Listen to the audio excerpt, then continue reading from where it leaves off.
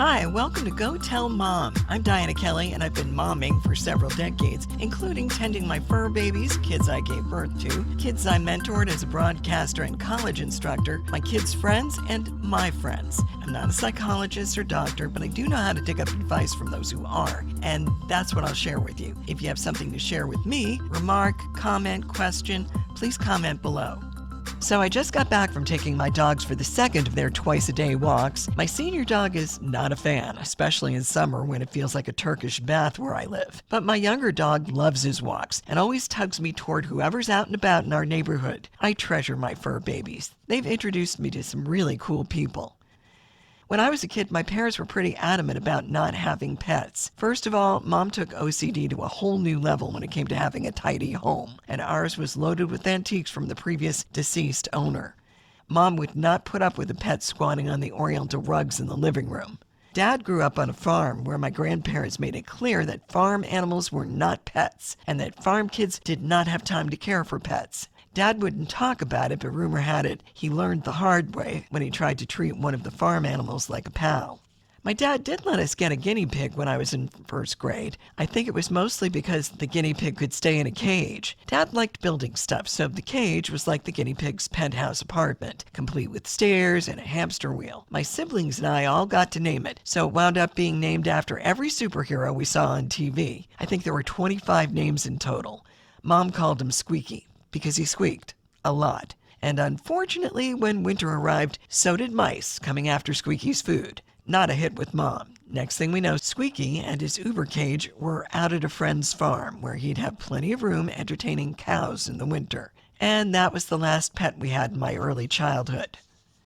My parents' friends had pets. In fact, we'd occasionally get to babysit them.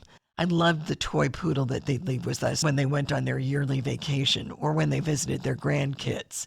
We were expected to put down food and water for Flicka and take her for walks. Then on my 13th birthday, a couple of my parents' friends, for whom I would occasionally babysit, brought me a box for my birthday. When I opened it up, a kitten popped out. I was thrilled. My dad's friend had to take Dad down to the basement because Dad was not happy. Mom convinced him to let me have the kitten, saying it would be good for the kids to learn about responsibility. And there would be no piddling on the rug because, well, litter box. And we were in charge of the litter box.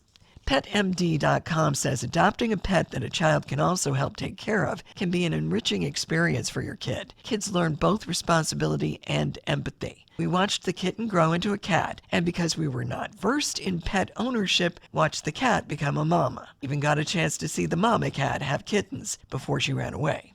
Yeah, microchips weren't a thing back then either. Then Mom convinced a friend who had a store on the square to let us put our kittens in the window, and we managed to give them away. We had a couple of kittens off and on after that, but they mysteriously disappeared after they were spotted digging in our neighbor's yard. We tried to discourage them, but after one of them was found dead under a tree, Mom said she couldn't handle it anymore. She also stopped talking to our neighbor. That's the tricky thing about pets, getting them to behave and knowing which type will fit in with your family. PetMD recommends you think about what you as a parent can tolerate. If you're scared of snakes, then chances are your child will pick up on that, and it will not make a happy situation for you, your kids, and your snake if you got a reptile.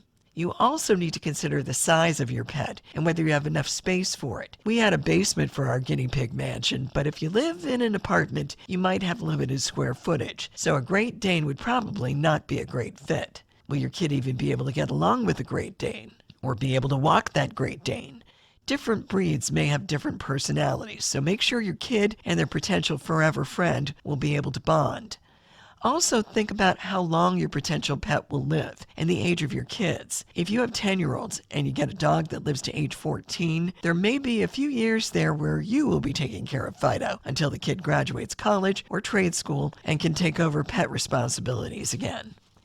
Look at vet costs and pet oversight. Does your fur baby do fine in the house when everyone's at work or at school? Or will there be pet supervision required? How often will your new family member need shots? Do they have exotic food needs? My brother's best friend in high school had a pet snake, and it required a mouse for food every day. The snake eventually landed in a reptile house after the mom of my brother's pal caught one of the feedings in action. You need to know ahead of time if anyone in the family is allergic to certain types of pets, and obviously steer clear of them. There's nothing more heartbreaking than having to return a fur baby because someone else in the family is having an allergy attack when the pet's around. If you're allergic to dog hair, there are types of dogs that won't trigger that allergy. You just have to make sure the family doesn't fall in love with the one that does.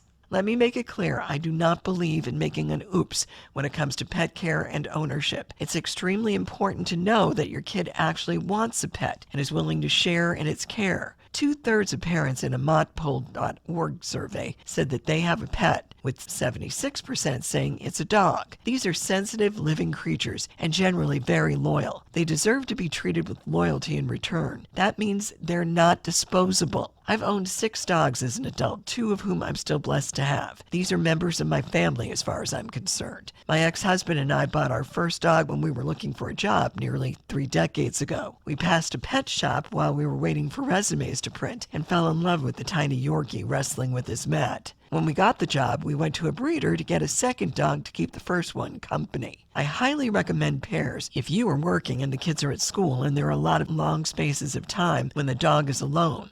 Dogs get lonely too. 6 out of 10 people who don't own pets say it's a hassle to have one, and part of that is needing to make time for it. You don't get a pet if you don't plan to love it. Our dogs were in our life before our kids, and we had to acclimate them to our babies as the kids came along. One of my favorite photos of our firstborn is him and his baby carrier being guarded by our first dog. That was his baby as far as our pup was concerned. We had friends pay a visit to our newborn, and the ones our puppy knew got the waggy tail and the all clear. The others would get a low growl until I told them it was okay, these were friends. I'd love to say they always bonded, but it wasn't really the case. Our first 2 dogs had truly bonded with me and my ex, which made the kids less interested in them than the second set of dogs, who slept in their rooms with them. But the kids still saw them as part of the family. When we moved, the dogs came with us. The kids would have been horrified if we tried to leave them behind. That's not a great message to give your children. The American Academy of Child and Adolescent Psychiatry says a child who learns to care for an animal and treat it kindly and patiently may get invaluable training in learning to treat people the same way.